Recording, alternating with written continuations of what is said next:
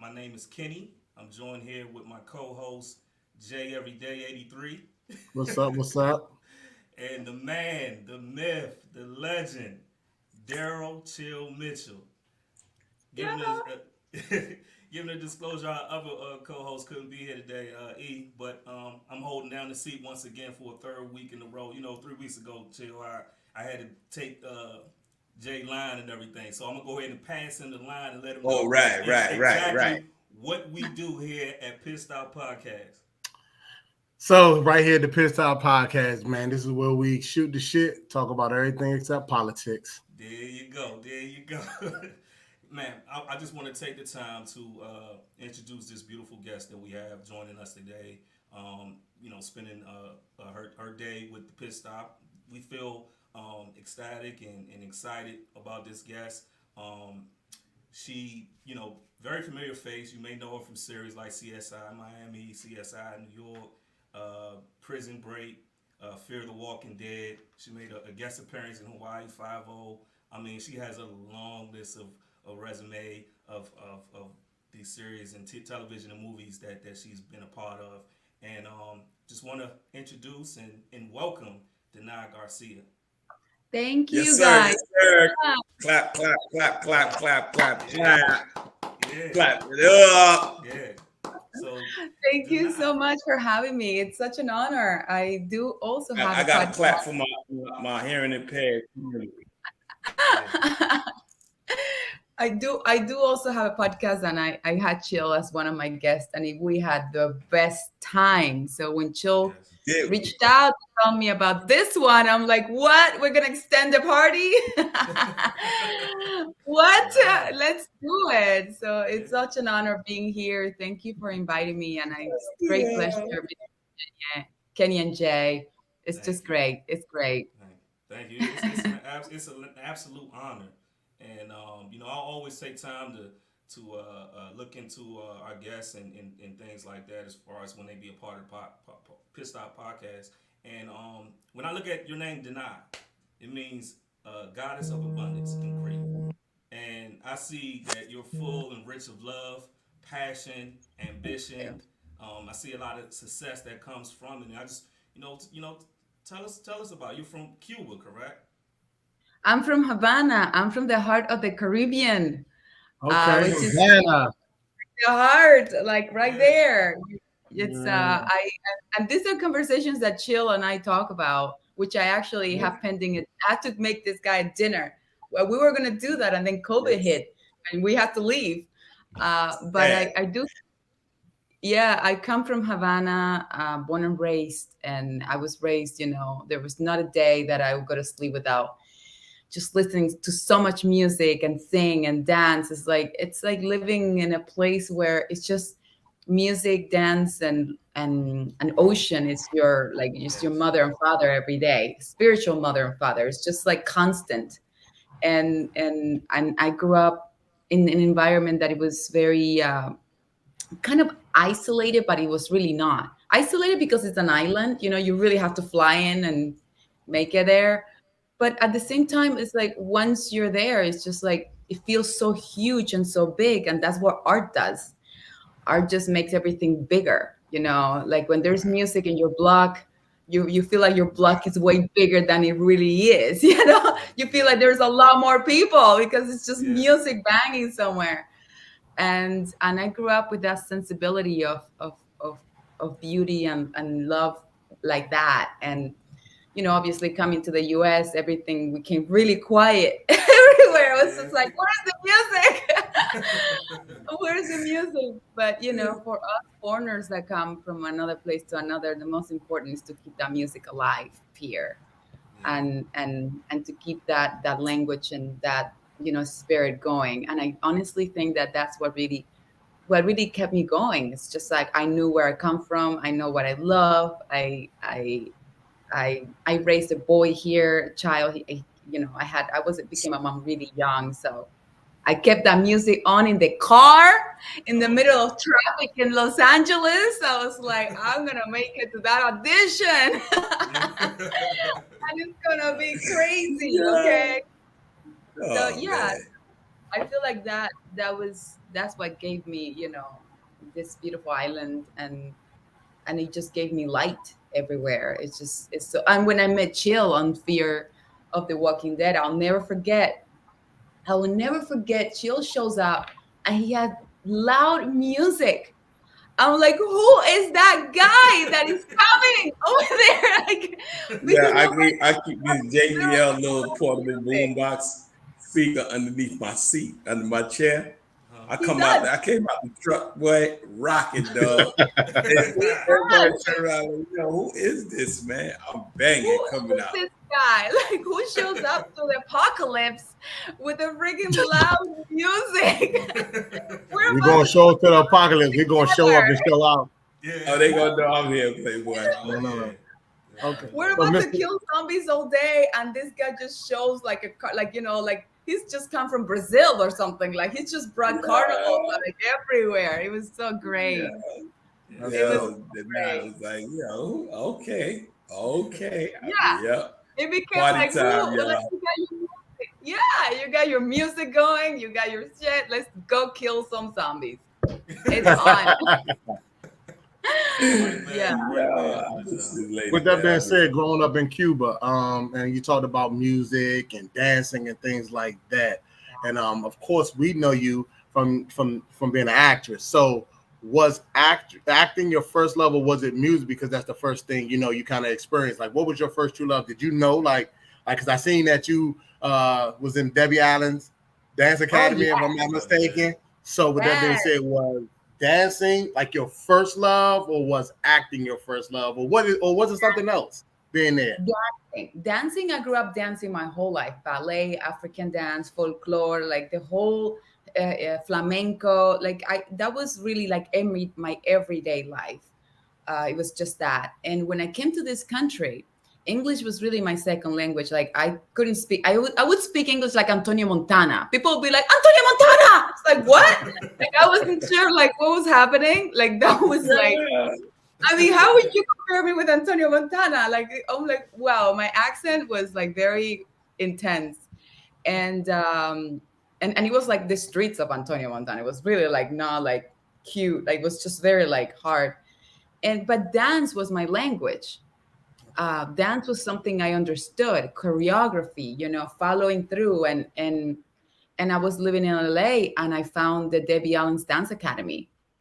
And I danced. I took the most amazing ballet classes there with this Russian teacher from Moscow. Because Debbie Allen has the best coaches ever. Like when the kid, she had the ballet coach, it was Alla Kaniashvili from the Bolshoi Ballet in Russia. She was like the prima ballerina. And here Debbie Allen recognized her, and she was our ballet teacher.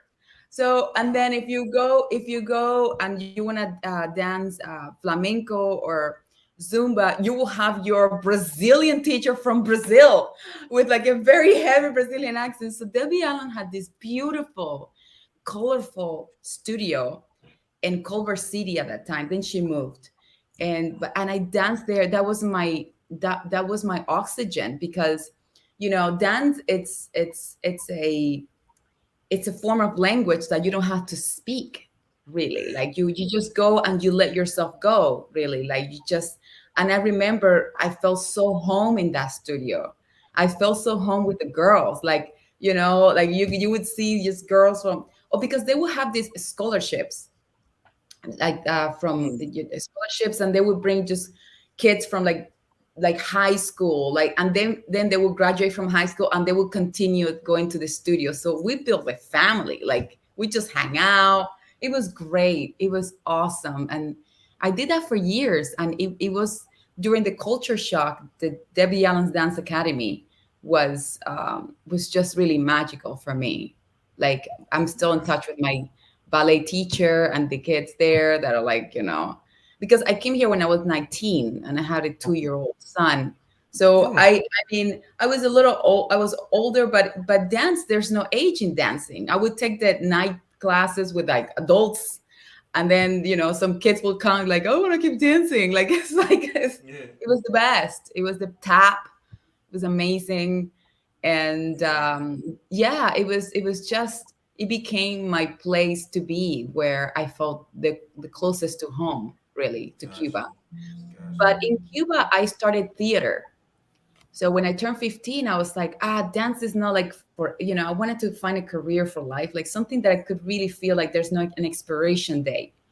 And dance does have an expiration date in terms of professionally. And a friend said, why don't you try theater? And I was just like, what? And like, yeah, theater. Like it's kind of like the same thing. It's the stage, it's live, and all these things. So I was like, okay, I'll try that. And in Cuba, we have these great programs that are for like everyone, like every district has a thing called Casa de la Cultura, cultural house. And in that Okay. house called Cultura, it's like a huge old house, because in Cuba, everything is old, like huge mansion.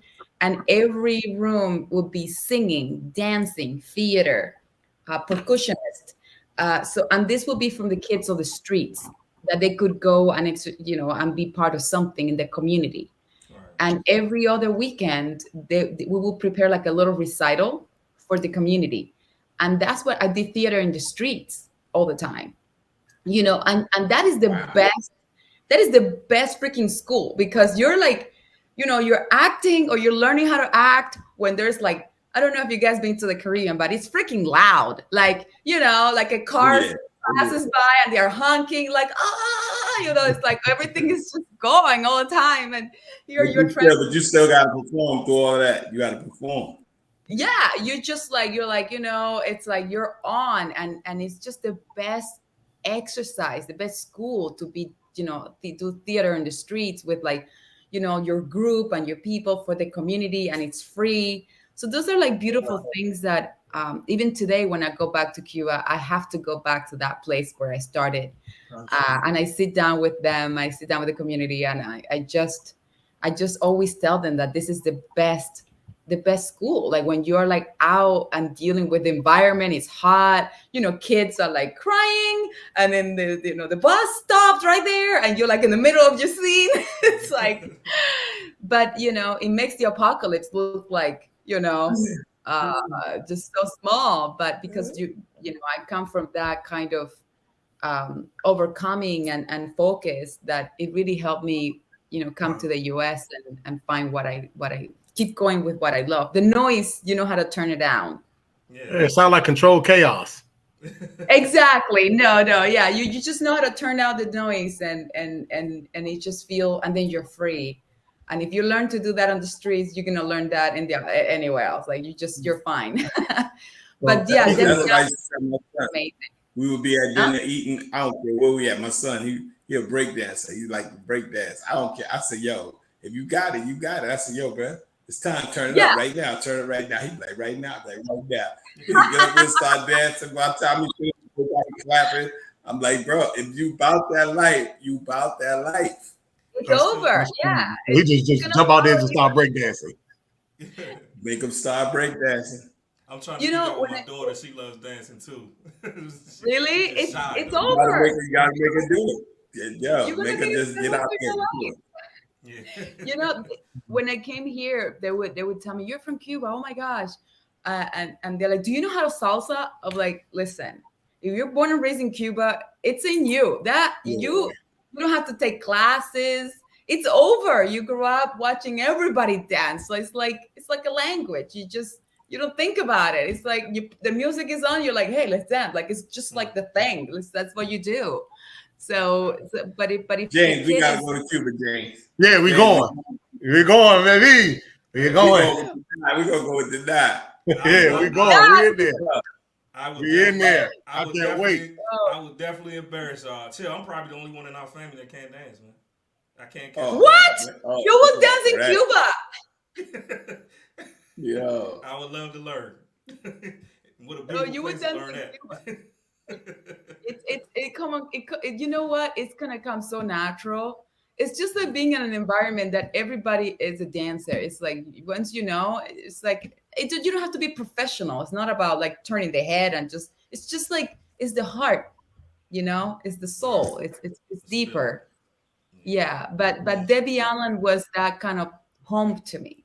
It was the home of the soul. I actually, I got to Debbie Allen because I dropped off my son at a daycare. He was like 2 years old, right when I landed here. And the daughter, and it was a Russian daycare. And the daughter, she had like, it was like kind of like summer, and she had like a leotard and like a ballet outfit on. And I was like, where is there a dance studio? She's like, yeah, Debbie Allen.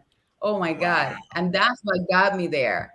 Yeah. Wow. It was really special. And Debbie Allen is such a soul. I mean, what she does for the community, she puts so much heart into everything. Those recitals were full of light, inspirational, seeing little kids from all ages connect, all colors, ages, it's just the whole thing. She's so, like I said, she has, you want a ballet teacher, you got Russian from the from Moscow, from the Bolshoi. Like, this is like, where do you get that? She has she just brings the best of the best for her people. And therefore, she just created this place that it's such a safe place to be. Even for any just came here, she had no idea, and it was open arms. Come dance, let's go. Yeah, that's why every time I watch your podcast, you busy dancing and cooking, dancing, and music. Yo, she be rocking, dog. She be rocking. Yes, I love it. It's the music that is. Speaking of your theater, you said you came up in theater in Cuba. You got a lead role in a play, I believe, or a movie about at 17, right? Yeah, I was 17, and I played the youngest. I was the youngest actress to play a 45-year-old, and even the author went to the play because this theater is called Olga Alonso, and it's in Havana. It's my coach Humberto Rodriguez. He has coached the biggest actors that came out of Cuba, basically. And that theater group in the community became so popular that when he would bring a new actor to play a role, the author of that play will come. And it was like, and then big actors that you would know from like movies or soap operas will come. And oh my God, I didn't know I was the youngest actor that played Maria Antonia is the name of the play. It was such a hardcore, intense.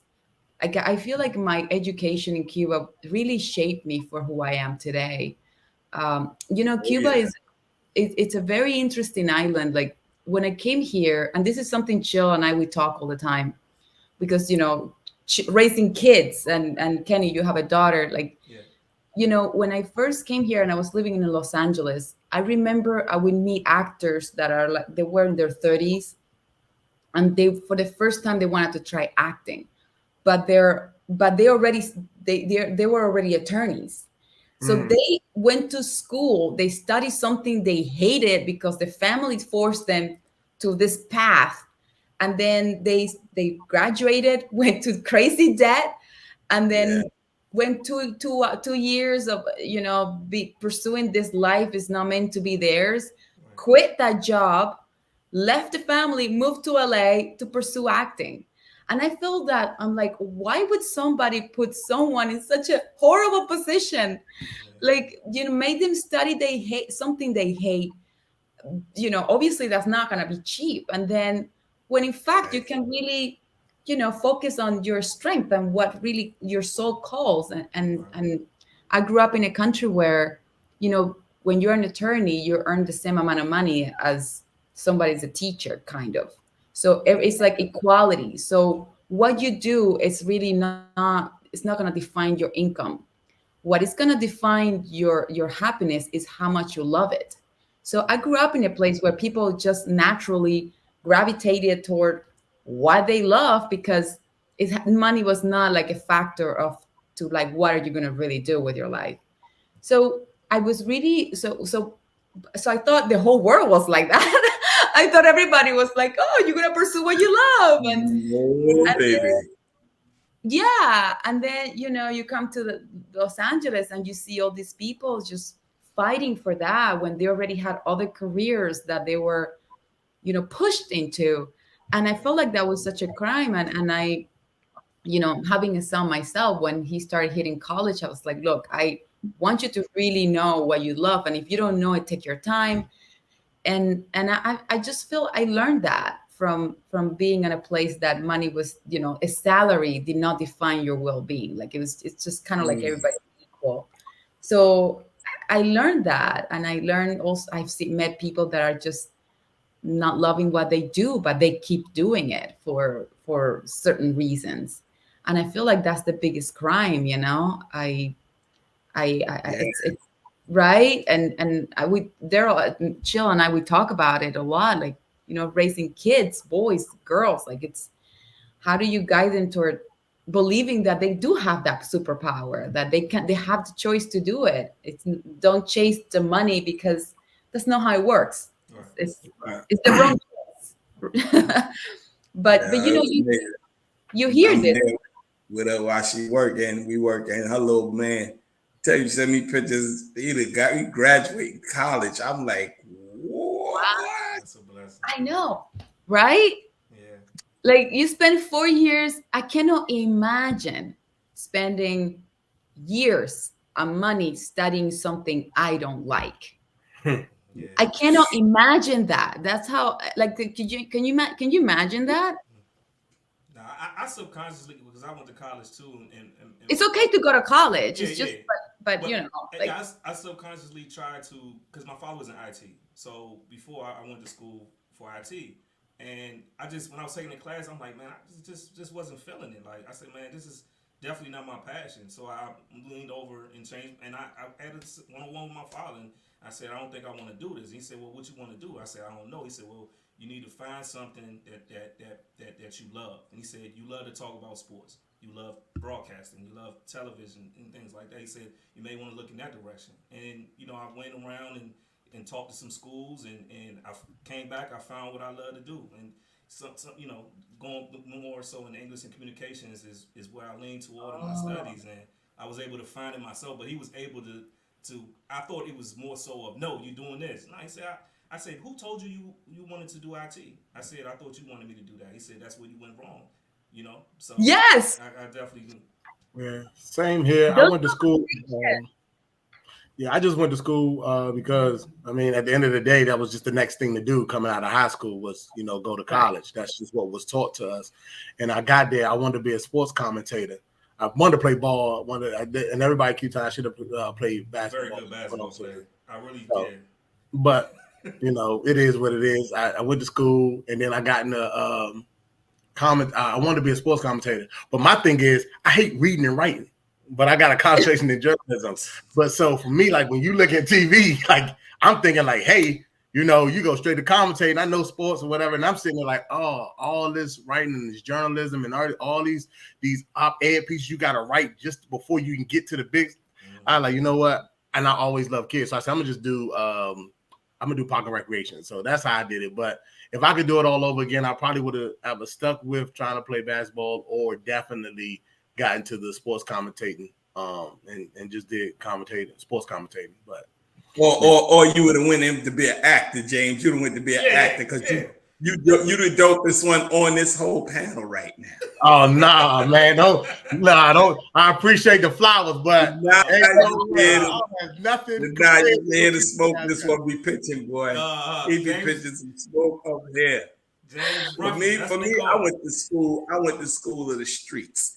Dope dealers, crackheads, and murderers. That's my school.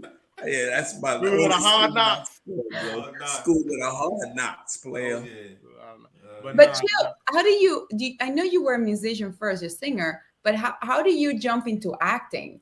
Like, I tell was it something that you learned on the street? Like, were you like a movie lover all the time? I never asked you that. Like, was this? You know what? And I bet you will agree with me. I tell people, I didn't get into acting. Acting gets into you. It's true. I was an artist first, but I knew I wanted to act.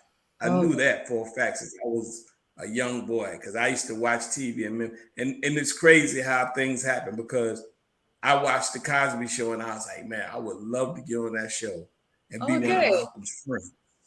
And what happened? I ended up getting on the show, but he didn't work that episode. He was a director. But me and him had forged a relationship of over 40 years now. So we just mad cool. Amazing. But the acting thing came about just being in the right place at the right time, meeting the right person who took a liking to me and just loved my energy and attitude. And he said, yo, I like y'all. I got an idea for a script. And he was trying to get in the game too. And that was House Party. So we sat down. I tell everybody all the time, Reggie had the Ferrari, he had the engine, and he allowed us to do the interior. Amazing. So we just did the interior of the car. We put it out there. It hit. And boy, it's funny tonight because everybody kept looking for this new comedian. And I'm like, comedian? I'm a rapper. I'm like, but they thought from the movie I was a comedian. So I just went with it. Yeah, I'm a comedian. Yeah, let's go. I had jokes. I knew I had jokes, but that was so everybody else who like Queen Latifah, DMX, all the rappers who made it as actors and actors, because it was based off of what they have already done. Mine, I got everything out the mud. I had to audition for everything. Okay. I think the last things I never auditioned for was NCIS New Orleans and Fear the Walking Dead. Those are the two things they called me for. Wow. Everything else out the mud. Yeah. Yeah. You know, I met this guy, Chill, when he was running 2 shows, raising 3 kids. Like just and a complete difference, right? Like in one of them, like really in the dirt killing zombies, like hardcore. Like our show was not green. It's never green screen. Like we are out there. Yeah, out there. I fooled myself because I was like, I'm like, yeah, man, I'm gonna do these 2 shows. I forgot how cushy NCIS New Orleans was because I was inside the office in the studio. Man, I got out there. We out there in the cold, mosquitoes, daytime. Oh man, I say, boy, be careful what you ask for, boy. Let's go get it. I got it. What's crazy is that I forgot how cushy. I've been in the apocalypse for so many years now. I'm so used to the crap, it's like you're working in the middle of, it's horrible. So anyway, here comes Chill. He's like, Danay. It's like, what? You know what I do on my other job? Like next week, like what I've been doing in my other job, because he's the only one that has 2 jobs, right? Like he's the only one. And he's like, well, I work in an office. I'm never in this place. I actually never been sweating before in the show. Like I've never been. Also, so Chill was bougie. You got bougie. And I was like, what? What is it that you do in your other job? Like he's like, Danay, all I do is I pick up the phone and I just report and I do. And then he explained to me when we were in the middle of the dirt, like it was muddy. I was like, you do that? I was having a culture shock. I was like, you've been clean all these years? You like, oh man, yeah. I don't know what this is. I have a suit. They muddying me up, telling me don't shave. I was like, yo, what? Yeah. First of all, I said, wait a minute. Hey, Till, so Chill and I, that's my cousin. So I saw Chill at a cookout. I think you was having something up in New York. And before I saw you was clean cut. You had the beard shaved up and everything. And then the next time I saw Chill, we had the cookout. I'm like, I see the beard growing out. I'm saying, what's up, cuz, man? You all right, man? Everything cool? He said, nah, I got another show. Fear the Walking Dead now. Said, bro, I'm in the apocalypse, bro. I'm in the apocalypse. Oh, man, that was crazy. Yo, I was looking scrub, right, Kay? I was toe up. Yeah. I feel like he started to vent. He started to vent on me, like, just like, I never done this. Like, I don't know. Like, be careful what you wish for. I'm like, but where do you come from? And he started explaining to me that he has like air condition, which I never had. Yeah, it's a climate control. Climate control. climate control. I'm like, yo, what am I doing out here at 2:30, 3 in the morning? Dirt, dust, grass, bushes. Yo, man. So we have like 3 wranglers looking for snakes so we can work in snake there. wrangler, bro. Whoa. James, see, people don't know. They think you just get in front of the camera and say, to be or not to be. No, yeah, that's what they thinking it is, Jack. Yo, we got my man out there watching for snakes, Jack. Man, hey, man, you say you went to the school of the hard knocks, man, so you got, you still. Oh, hey, let me tell you something, bro. I had my heat in my pocket. They ain't know. He ready to go. I ain't know what was going on. We was in Texas. I was like, hey, bro. Ain't no way. I was ready. So there's a couple of funny stories that I got a chance to see in the podcast when you interviewed Chill, and it was a couple of stories that Chill shared that you guys discussed. One was dealing with a truck running through a fence. Another one was dealing with an airplane. Y'all mind sharing that story? Chill comes and he comes with the music popping. I'm like, Chill, like by now this is season 5 or something. Oh my God. And I run to Chill and we're like just having the greatest time. We block a scene and they tell us, because it's like a long straight roll, and they say, hey, a truck is gonna come your way and it's gonna stop. In the tunnel, it's coming through the tunnel. The tunnel, but the doors were closed. Remember? Yeah. The gates were shut on both sides. Both sides shut. Here's the tunnel. Chill and I are here. The truck is coming this way. So we think that the truck is gonna stop because the gate is closed, and I'm gonna walk. Open the gate with Chill, like, hey, what's up? You deal with the enemy and stuff. Right, so this is what kind of like the blocking thing. I'm like, hey, we don't need the truck to come. We got it. We've done this before. Like, we deal with like unknown people. So Chill and I, we're like there, action. We're standing, just waiting. Action, truck. The truck is full force. And because we're here, the tunnel is here. But our part is a little bit more elevated, so we can actually see the truck, coming through the other side. We hear it; it's coming. All of a sudden, the truck hits the freaking doors, like open, and we're like standing, like, oh, it's coming full force. And I don't. Yeah. I'm just like, oh. I'm supposed to open those gates, right? Like, but I got what is happening, and then Chill's like kind of here, so I can look at him. I'm like, am I in character? Like, is this what we do? And she's like, oh. Yeah, it was so funny because nobody told us that the truck was going to bust through the gate. No. We thought it was going to stop. But see, basically, it was on the other side of the tunnel. But he was coming full-fledged. So when he got to the gate, he bust the gate open, and then he came like halfway through the tunnel and stopped. But on our side, bruh. I looked at Danay. I couldn't move because I had a gun in my hand. Danay was standing there, so she couldn't get me because she had, bro. I was like, what the hell is happening?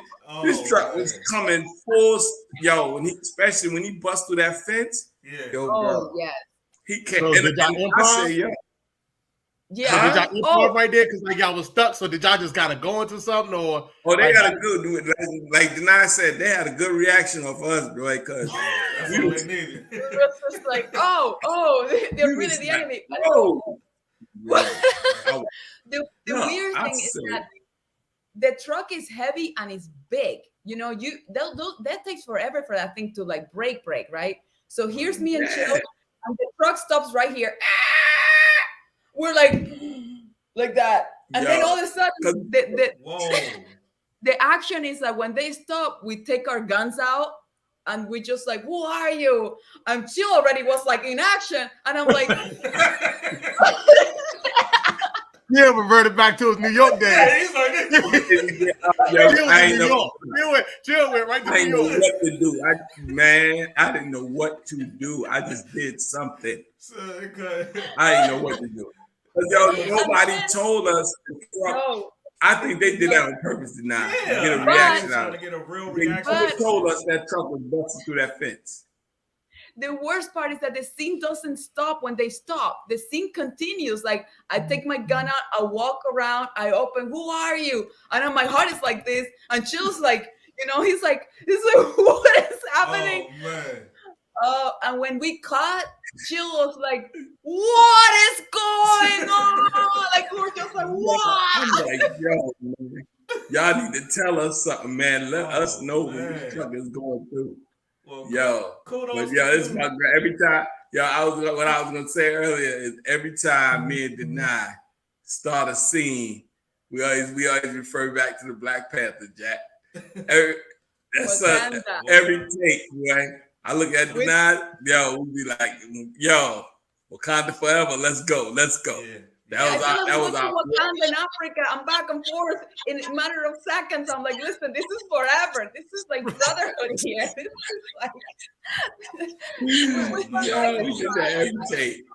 I look at Danay, I look at me, we be like, Wakanda forever, baby. Let's go.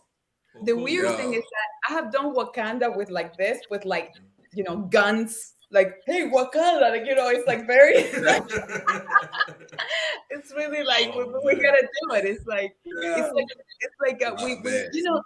there's certain things in your life that happen that really mark you. Like this one was one. Like, I don't know. I feel like in a matter of seconds, together, we just went through the same thing in the same intensity. And we didn't break the scene, We could have said, whoa, like I could have run, but I stayed there. I was like, Chill, didn't you get your gun through here, like from up? Yeah, it coming out my back. I whip it over. I was like, let's roll, Jack. Like it was just like. Well, James, ready for that? You ready for surprises like that, man? You gotta remain in set, man. Stay. Nah, I'm going to the cool climate control. That's why I need to be at. I need to be working. I need to be the nerd behind the computers talking about he's over here. You know what I'm saying? You know what? No, but for real, I'll be honest with you, acting, if I ever really got a chance to do it, whatever they got me doing, man. Like I told Chill, you could just let me sit there and drink coffee or something. Just show my face in there. But like it just looks dope, man. See that, whatever. But speaking of that too, though, so what's it like? Like, what's a 4-day? Like, because I know it can be 15 hours, right? 15, 20-hour days, right? So what's a 4? Like, take me through a day of like how you start when you start and how you finish. Like, it's a wrap just for that day. Like, how does that look for y'all? Especially on something like the Fear of the Walking Dead with the zombie apocalypse and all that. That's different type of acting, like getting in the mud and all that. So what does that look like? When you're like in hour 12, you just don't know what's happening. And if you're like on a roll, you're just like a soldier, right? Chill. Like, I feel like when you're past 12, 13, you just like, what do I have to do? What do I have to do? You have to go over there? Okay, let's go over there. Like, it's like your body takes on, your mind goes into another level of basically survival.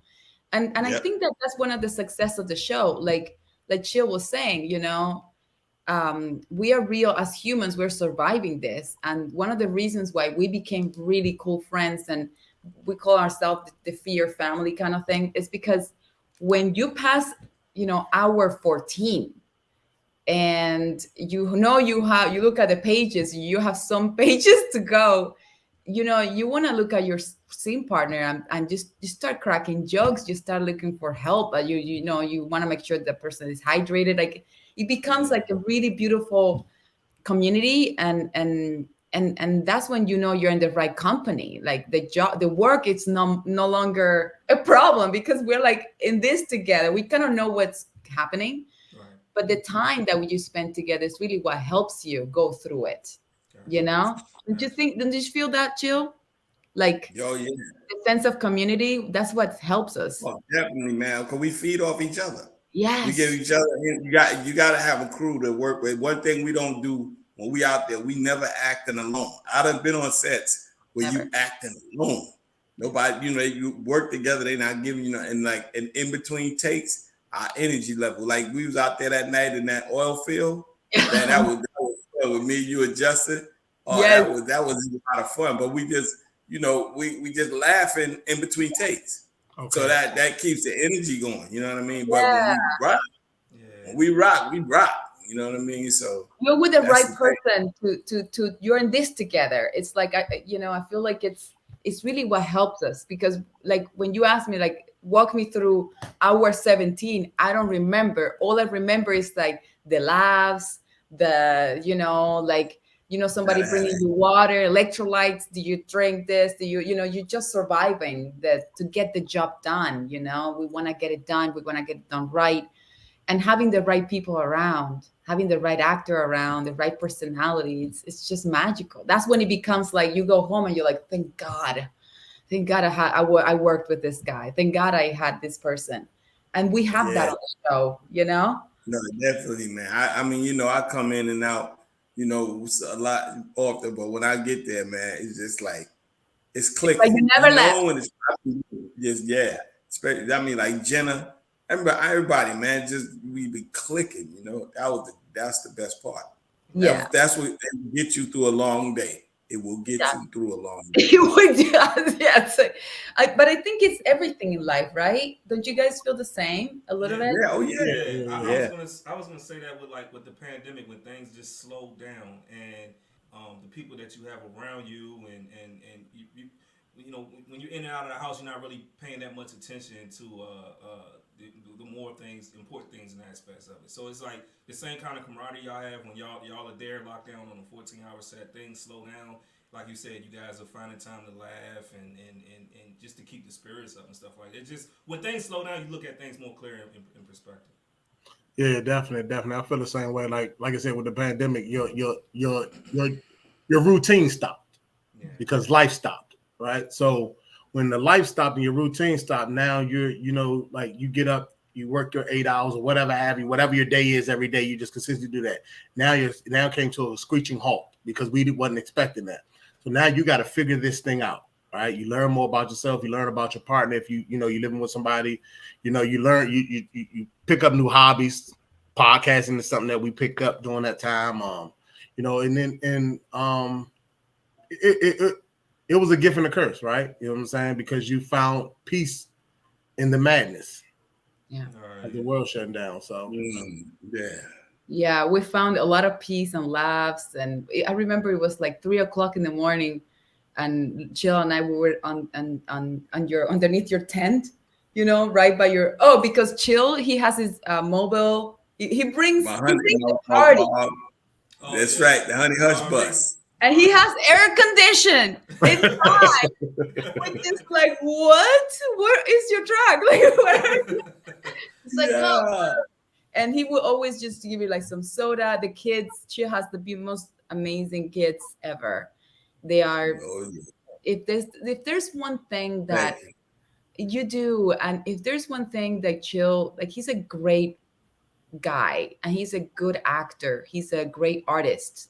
He's a great person, but to also know and extend that to another level of being a great father and knowing that his kids, the respect, and, we laughed together. It was like at 3:00 in the morning. It's like those kids, man, they are like there's so much light inside, like they're young adults. Like young adults usually don't want to hang out, like, like in the apocalypse like that. It's hard work. This is not an easy job. It's very hard. We just right there holding me down. Yeah, and those kids are like freaking just soldiers in this thing, and they have fun. They don't stop having fun, and it's that connection that that's when Chill in another level. It's like when you see him with the family, the kids, the community, the strength that they have in each other. It's like, okay, I'm dealing with someone special, look what he created. Look what he has. It's just so beautiful and special. Yeah. So that just gives you another level of respect. And I guess, when you have kids, it's so hard to achieve that. And it takes a lot of time, commitment. And as you know, this job is so demanding. Like, we're talking 2:00 in the morning. We're like in the middle of nowhere. Like, this is a very demanding job, and it is fun, yes, but it's hard. We're not having Everybody's up. We have like 200 crew members up at 2 o'clock in the morning, carrying cables, changing lights, working really hard. We have like sometimes we have like 100 background artists dressed as zombies, like with their mask at 2 in the morning. It's like, you have to give your 100%, right? Like it's I was going to say that because those the background, they be giving it up, boy. that. They be giving it up. When you talk about the zombies and the makeup artists, it's an interesting lunch break y'all have. Everyone sitting down eating. Sometimes, you be eating, you be looking over like you after a while because you be grinding, so you don't be paying attention. But sometimes I be eating, I be looking over like, it just looks like horrible. I mean, and we're in Texas. They eat a lot of meat, so you just have like a piece of meat. It's not. It's like it's just like gooey eating meat. You're like, oh, this is not. They're not eating salad here. It's like a filet mignon and sushi. Eating sushi. But it's hard. It's hard work, but it takes a lot of commitment. And I you tell me if I'm wrong, Jill, but I do feel like, when you embark this kind of job that is so long and hard, you have to prepare, you have to memorize your lines. I mean, the job starts at home, really. Like by the time you go to set, you're ready to give. You're not working things out, like it's already done. And right. You already cooked it in your brain. But like you said, it starts from home. Starts from home. But it's interesting how we have to gear our whole life around it. Yes. Because that's what people don't understand. I mean, because this thing don't care about a birthday or funeral. No. They don't care. No. And you got to be ready to say, all right, well, I'm gonna send a card and some flowers, because it doesn't care. Correct. So and that's what I think a lot of people who get in it, and if you imagine you pop off and you get successful, and you like, yo, this ain't, and people done start investing in you, man, you stuck like a dog. It's like, wow. Because the thing is, you can turn it on, but you can't turn it off. Yeah. It's interesting you say that for the both of you guys in this business. What's more rewarding, the grind or the success? Like with me, for me, it's the journey. Yeah, it's the journey. Because success the moment is right. Yeah, go ahead. The moment you feel that you didn't hit that pinnacle, you done. Right. I love the journey. The journey. Look, I met Danay. You know what I mean? Along my journey. It's the journey, man, for me. Yeah, for me, the grind is part of the journey. The success, like when our episode comes out, people are like loving it. That's just a little moment of everybody acknowledging, that, and that's another thing we have to talk about, Chill, when you were underneath a freaking plane about to land on top of you. And, like, that's like, oh my gosh. But anyway, when people start acknowledging what you put out and how you do it, and they're like, whoa, it touched my heart. That's just a moment. But when that person recognizes that, they let you know, because now everybody's very vocal with social media, like it's great, but it's like, it's a lot. And then that's just a moment, but that becomes a memory. Like that's just what it happened, but you're still grinding. Like your everyday life carries on, and that's the journey that I agree with Chill. It's like, success in our business, it's a memory. It's when it comes on TV that it becomes successful.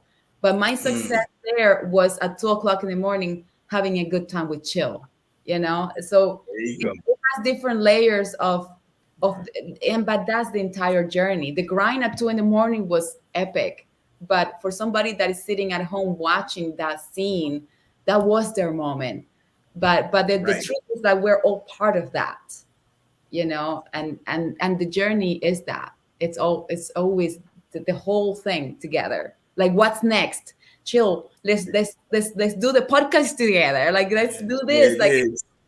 it's all it. Now we can share what we suffered before, right? And it's like, that long night, yo. But let me tell you about that airplane. They are good for doing things and not telling me what we're going to do. Yo, Danay. First of all, I came in the studio to watch the interior work, but everybody was in the plane. All right, cool. So when I got out there, I saw the plane. The dummy plane was outside already. mm-hmm. And I was like, now how are they going to hook this plane to a cable and make it look like this? I'm serious. I was trying to figure this out. Like, how are they going to make this plane come? I said, all right, whatever. So I shot the day scene and it was like, all right, we're going to go to night. Nobody still told me how. I'm looking at this plane on the ground. I'm like, I know it don't work. Yo, they was like, chill. We're going to need you about 40 minutes. I said, 40 minutes, what's going on? They said, the plane that's going to come over you in the scene got to fly in from another airport. I said, wait a minute. What? I said, fly over who? It was like, yeah. I said, Alex, she was like, they didn't tell you? I said, no. She said, hold on, let me go get Mike for you, the director. And then he came and explained to me, all right, well, chill, this is what happened. The plane is actually going to fly in from another airport and it's going to go over you. But I'm going to be out there with you. I'm going to be on the ground with you. Oh, yeah, they said, I'll be close. Like, if it crashes on you, it crashes on me. Yeah, right. like that's going to make you feel better. Like, bro, I ain't going to know. I'll be dead, so I don't know. But I'm like, dude, hold up. What is going on here? So the girl came back. She said, chill, we got a few more minutes. I said, what happened? She said the plane was having mechanical issues, so they had to go back. Oh, no. Let me add this to the story. This is not a brand new plane, it's the Apocalypse. It's like a World War II plane, for real. Yeah, it's old. It's not like a plane. Those are supposed to be in the museum. Yes. They done hijacked. Boy, bro. I got out there. I had to jump out the chair, crawl across the runway on my elbows, because that's all I had. I'm dragging myself to this daggone generator. Got to plug it up, and the plane comes. Because I got to give them lights with the Christmas lights. Yo, this plane flew at least 8 to 10 feet right over me. Yeah. Bro. And I'm talking coming in. The tank. Whoa! I said, they said, oh, that was a good take. All right, let's get ready. Let's reset. I said, yo, reset. Yo, because he came down close, like he was going to land, and then he went back up to go back around so we could do it again. Yo, bro. But what's funny is that Mikey, the director, would be like, action plane, action pilot, action chill, action. Like, it wasn't just like action plane, action pilot, action chill. Like it's. Yeah, and you see how Danay was waving her hands just now? That's how the wings was, because he had to come in for the effect. So I don't know if the plane was doing that on purpose or it was just, I was like, yo. It was just the wings. I was like, this is crazy. Yo, wow. Man. I said, yo, Mikey was like, man. Hey, chill. You had to take the plans after that? No, I had to cry in the scene. I was crying for real, bro. This plane was to hit me, man. The thing is that it was crazy. That scene was one of the most important scenes on the seasons because the main characters, we were on the plane. And if he doesn't turn on the lights, we wouldn't know where to land. So he saved us in the story. So he basically gets off his chair and he starts crawling, really. So because the plane is coming, and if he doesn't turn on the lights, we don't know where the road is to land. So it's a very emotional scene. So without him doing everything he said, but he was right. He was just like going for his life. He's like, yeah, I have to like. Yeah. First, I had to shoot a walker, stab a walker. She had spikes, so I had to spike him and then shoot the other one from across by the generator so I could get to the generator. Bro, I did my own stunt. Then I had to jump out the chair. I had to fall on the ground out the chair. I was rolling, bro. Wow. I was rolling. He was on fire. That's dope. I told Chill that his next job after that, and then he would go to NCIS to, like, you know, answer phone calls after like a plane almost ran over him. I mean, Chill was like, "Oh my God!" I was like, "This guy is everywhere." I don't know how they figured it out, because you know you always got to get permission from the networks now, and you just don't go do another show. So the suits was like, "Oh yeah, he can go do another show, but tell him no more stunts." I said, "What?" Yo, how y'all know? And yo, the episode had not even came out yet. That's why I know Hollywood is so small. They was like, "Yeah, tell him he can do another one, but no more stunts." I was like, "What? Who told y'all this guy's unstoppable?" Like, you see him and he's like, I remember my first scene with you, we were escaping like the empty hospital. Remember? And you were like underneath and the stairs going down because we're about to set it on fire. And she was just like, "Okay, just grab it like this." And he's just like going up with, I was like, whoa, this is like, we're escaping this thing. So it was just very I'm pulling up, Jack. We pulled up. Bang, bang, let's go. Yeah, it was amazing. And we're running with him in the ambulance, remember? Oh my gosh. But that's one thing, man. They took care of me on that set, bro. That was amazing. You took care of us. It spurs me into like your podcast, like all the things, the stunt scenes and things, the camaraderie that you share about on the set of Fear the Walking Dead. Like, I'm just paraphrasing, but the meaning of your podcast, it hit me because, you know, I'm all about positivity, and I always come with this word, chilling, James. Together, right? Yeah. Together as a people to move forward. And one of the things you said, you once said, we all have plants of love, passion, dreams in our soul, finding the right portion of sun and taking care of it all while collecting and growing the most beautiful seed and then sharing it with the world together and growing together. Yeah. And you know, the pandemic slowed a lot of things down. James and I, we jumped into the podcast to try to put together a positive message, keep laughter going and things like that. James is a funny guy, one of the funniest guys I know. Oh man, I'm cool now, man. Stop it.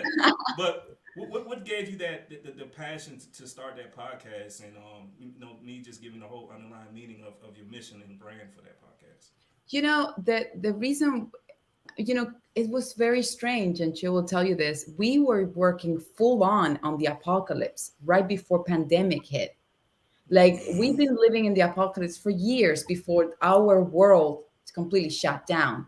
So, you know, when you work in these very high extreme circumstances in the show, like, you know, we're just talking about two things, that we almost got hit by a truck and Chill just had to act with a World War II plane coming at him. Like, you have to treat yourself, like, you have to take care of yourself in order to be able to keep working.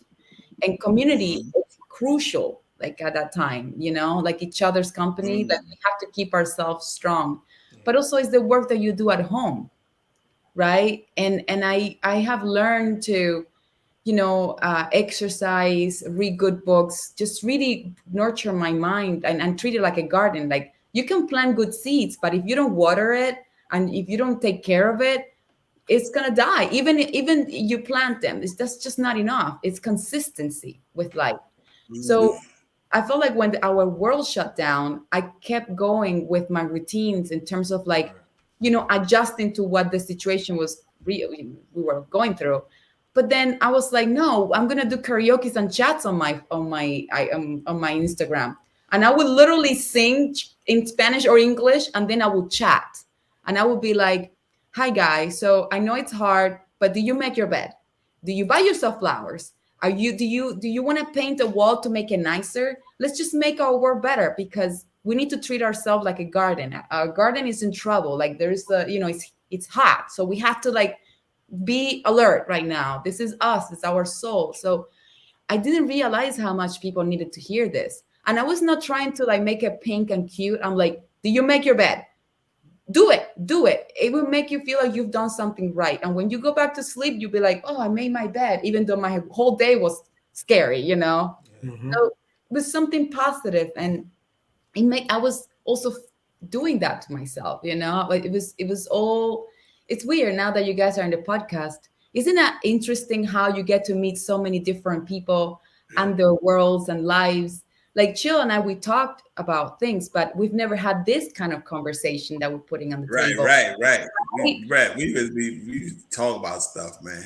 Yeah, You know, and it's really special, and that's what I wanted with my audience, and then it turned into a podcast, the karaoke's and chats on Instagram, because now the Instagram was saying, hey, you're singing the Beatles. There's a copyright about the Beatles. You can't do that. I'm like, what? And then I would try to sing in Spanish. Hey, you're karaokeing with Mark Anthony. You can't do that. I'm like, what? So all of a sudden I had to like not do karaoke anymore. But then it translated to a podcast, which is now bring people and they become seeds. So people can really learn from these conversations. And it has become so inspirational in my life and their lives. And I just wanted to, I feel like our world is so different now. And if we don't connect with this part of our brain, this part of our world, we're lost, you know, like, and our art, and we were in the apocalypse, Chill, you know, one of the reasons why that show is successful is because even though it's about the dead, but we're really focusing on the living, on the love. Yeah.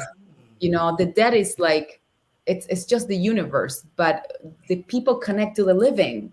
They connect to light. They connect to the hope that these characters bring to life. The dead is just a, decoration. It's that it to remind us that there's danger everywhere. You know, and it's like, it was good because a lot of people was like, "How can you survive an apocalypse in a wheelchair?" I said, "Yo, the same way I survive in the real world. I don't do it by myself. Right. You don't do it alone. You know what I mean? So when I'm there, they all support me. They all rally around me. My sister Mo, she gonna make sure don't nobody go out. So it was that type of thing. I never had to do it alone. No, not even like waiting for that freaking truck to stop. I stayed there. I was like, oh my God. It's like I was like, man, I could have wheeled out the way. I could have, we just stayed there like stuck, like, yo. Wow. What I remember when that thing finally stopped. I remember I was supposed to take my gun out to be like, who is this person? That's the scene. And I looked to the side and she was already in character, like, holy shit. Oh my God. She don't know shit. I was like, oh my God, like that's okay. I guess I should keep going with this. Like, okay. Chill had such a natural reaction. Yeah, Chill. That's a great reaction to just looking out your gun. Looking out your gun, Chill. I ain't have one bullet, James. I ain't have not a bullet. Oh man. So we James, want to move into before we finish up our next segment. Is just before we get to that, Kenny, I want to ask you a couple of questions real quick before we really get to wrapping up. But I seen something. I just wanted to ask about it. You had a chance to almost play Bond girl, Quantum of Solace, and cause I heard Chill say something about working with the other I guess other agency or other shows that y'all guys got some type of contract situation. So what happened with that? So like, I was doing Prison Break. Okay. I was doing Prison Break, and what's weird is that we were doing season 3 in Dallas, Texas, and the writer's strike hit in 2007. So the writer's strike hit, and I started auditioning for the 007, and James Bond is a British company, so the writer's strike didn't affect shooting, and it was the writers, not the actors. So they knew that I was auditioning for the role, and they knew that potential strike, but this wouldn't affect me. But then the argument was that, well, we're going to strike, but we don't know how long it's going to be the strike. We might come back in a week. We might come back in 2 years. It depends. You don't know. And I'm like, well, it's like that doesn't kind of like, if this is a big production, you're not going to turn it back on in 2 days. Like, it's not. Right. Oh man, I made it to London. I was on my screen test, journey with Daniel Craig, and I got a call saying you can't get in because your contract says that you can't. We don't know when we're gonna be back, basically. Right. And I went from like the Pine Studios to the pub. I remember like, sir, just go down to the side. I was just like, what happened, man? I'm like, I don't think I'm gonna be a Bond girl anymore. I think I was like the guy, the taxi cab. Yeah. Oh, that's terrible. You need a drink. I was like, I think I do. I think I need a pint of Guinness. I think I had Guinness. Oh my God. It was the saddest 24 hours in London. The first day, the second day, I was like, okay, fine. And then, this close to being Bond girl. But then 8 months later, I'm in LA, and Bond is announced, and the freaking billboards were getting bigger, and it was Daniel Craig and the character I used to play. It was everywhere. I was like, oh my gosh, I thought I was over this. Right back again. Like, oh my gosh, like why? I mean, usually they just put Bond by itself, but no, it was Bond and the girl, and it was just like everywhere. Quantum of Solace. I'll never forget. She was wearing a black dress, just like my dress for the audition. I was like, I was wearing even the right clothes. It was just, I'm gonna look it up right now, so a Quantum of Solace. Is that it was such a, it was wow. It was everywhere, and it started getting bigger. And when you see yourself, like you could be playing that role, you actually audition for it, and then you see that other person, get bigger. Like it was just like Hollywood and Vine was just like the entire building, like I've never seen before. And I'm like, oh my God, this is like, what a message. And the message was, everything happens for a reason. I watched the movie. It was shocking. I mean, when you want something so much, and this business is full of rejection, nonstop, and he taught me how to like be okay with that. Be okay with like that was not my time. I would be a Bond girl one day, but that was not the time, and that's okay. But it was like it was a lot to take on. That had never happened to me before, especially with such a beautiful franchise.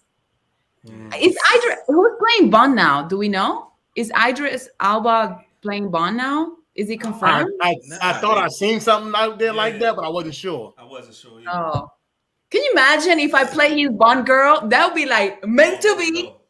Meant to be. Yes. Fire. That would be dope. Meant to be.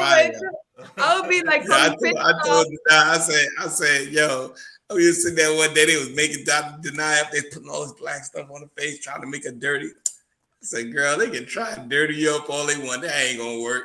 Her beauty cut through all that dirt. I said, girl, stop. They gonna waste their time. They about to just pin your hair back and just give you a cigar or something. They gotta butch her up. You can't make that eye ugly. That ain't gonna work. But you and Idris Elba as Bond and oh man. Me and Idris Elba saving the world. I think it's a pitch. It's I would officially say I was meant not to be the Quantum of Solace Bond to be in this Bond movie. Yeah. I'll be like, oh yeah, this is what I'm gonna call you Chill if I get it. If Idris is playing, circle. You actually have to come and play with us. That would be hilarious. I gotta be on set with my partner. Yeah. I just need to be an extra, just running away from whatever crime going on. That's all I need. Yeah, that's like. Here you go, Kenny. Kenny, here you go. Try to slide in. Here you go. Listen, I'm gonna get in the movie. I'm trying to tell y'all, I'm gonna get in the movie. I'm getting in the business one way or another. By hook or by crook. I'm getting in the business. I don't care if I'm just sitting there reading the newspaper and somebody shoot up the coffee shop and I got a duck. I don't care. I'm getting extra. ever. He gonna be the best Yeah, actor I ever. I'm gonna change my think name. it's a clown. I'm trying to tell you, if I'm in the coffee shop and they go down, my new name on the podcast is Coffee Shop James. Don't call me nothing else.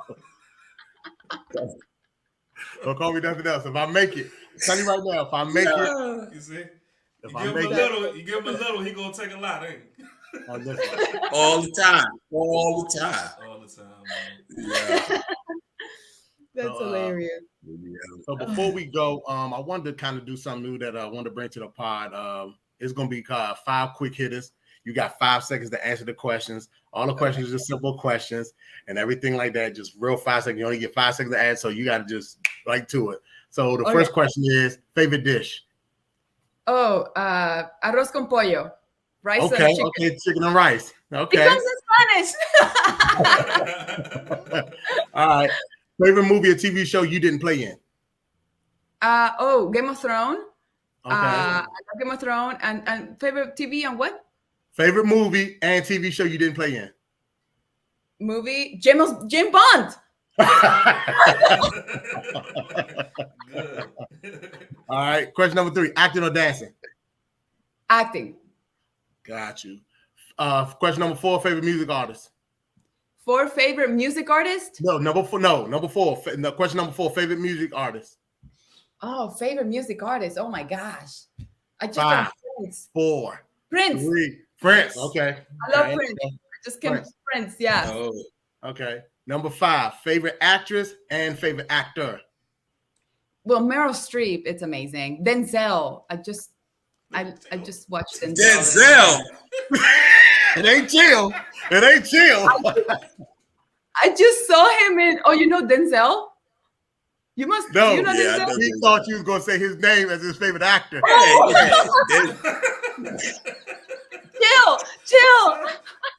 Chill was fixing his hat and everything. He was Yeah, right. he Denzel! done- I was like, oh my God, what is so big? Just shot me down. Yeah, You nah, put the stress out. Chill, my favorite actor, Chill. Oh my God, I'm under pressure.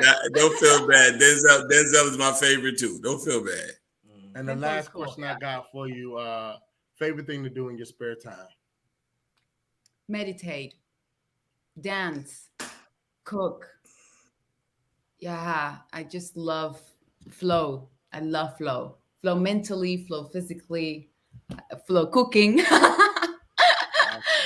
I love that. Oh, Yeah, reading, fun. Talking to you guys. Oh, Pit stop, that's what's rock. up. What's up? This is fun, Thank man. you This for is having me. This has been Yeah, such a beautiful man. Thank you morning. for being Yeah. here. Thank you for coming. Yes, I appreciate that so much. The last. I love segment celebrating you, Chill, and you guys. Congrats on this beautiful space to spread some love, and light and talk about cool stuff like that makes us Yeah. laugh and just change our day Yeah, man. from Yep. a morning, a good morning to an exceptional morning. Therefore, a day. It's like what a way to start the week. It's Yes, just it really is. special. Yes. And Yeah. what we do Take here- us home, Kenny. Take us home, Kenny. What we do here on this last segment is we do a victory lap. Part of the Pitt Stop podcast, we have the victory lap. So we're at the end and we ask our guests to leave our viewers, your viewers, a positive message going into the new week and until we meet each other again. I just wanted to say, everybody in this world is special. And it just really, there are 2 billion people on this planet, and you're not alone. You're not alone. We're too many of us here. You're not alone. Your thoughts, don't leave them there in your own mind. Just put them out. You'll be surprised who's gonna come to share them with you, like to celebrate your losses or your wins, anything. It just really makes me so sad to think that people feel lonely. It's such a high percentage when we live in a world with so many people ready to have these conversations, for spaces like this to exist, to celebrate each other, to listen to each other's stories, to connect with each other. That's what we do. We celebrate stories and laugh, and we're here waiting. So don't keep those dark moments to yourself. Just don't be afraid to get out and feel the sunshine. Go, even though you don't feel it. Go, love is out there, and it's real. And don't think that you don't deserve it. You do deserve it, and you're special, and we're here. We are. And with that being said, that's dope, B. Yeah. Yes. You touched my heart, baby. First of all, I want to thank you for coming and bringing some integrity to this podcast, because these Beautiful. things right here, good God Almighty, it brought some integrity to this thing today. Yeah. God, Yeah. James. Why are you guys laughing though? Yeah, because they know they a piece of shit. They know. Name of the episode, Integrity. Integrity. There you go. Integrity. There we go. We're gonna bring some integrity to the Pit Stop podcast. It's fun. Yeah, this has been a great. Thank you for spending this part of your day with us, and we hopefully we can do this again down the road. Like I said, my name is Kenny. No, you know what? We're gonna go in this order because now I feel like I'm a rising star. So we're gonna start with this is James J every day. First of all, you ain't nothing without James Ruffin. So don't say my name first. Ever. I am the star. Besides Chill. Don't ever say my name. Remember, you're rising. I'm already at the top. Oh, Catch up. Catch up. All right, we're gonna Just start let you with, know now. I'm the rising star, Kenny. We got the star, James, and we got the man, the myth, the legend, Daryl Chill Mitchell, and we want to thank our guest, Danay Garcia. Thank you, guys. Thank you so much. My Danay. Wakanda forever, baby. Wakanda forever. Hey, hold up. You gotta what's your podcast, Danay? Oh yeah, Danay. So we can Danay blast Garcia on Yeah, it. we'll talk about it. Danay Garcia podcast, literally my name. Yeah. Your life as a garden.